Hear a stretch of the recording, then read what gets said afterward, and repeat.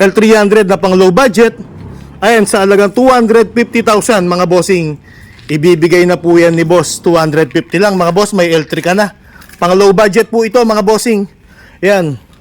Condition na po yan mga bossing. Ready to go na po yan. Pwede niyo na pong gamitin. Yung hindi naghahanap ng kamahalan na customize, eto pwede na po tayo dito sa mga L300 na low budget. At mga boss, meron din tayo dito L3 sa mga naglo-low budget, sa mga sakto lang yung pera.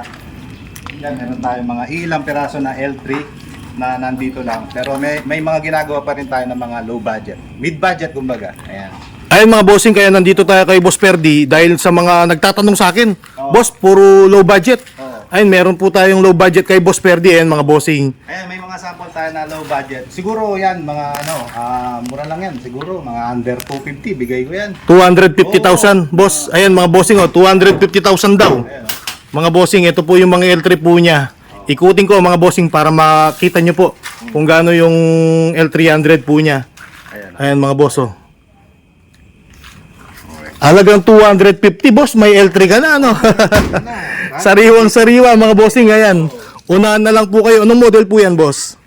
may mula 2004 hanggang 2006, meron akong magiging available na pang-apat. So, nandun pa siya nakasalang.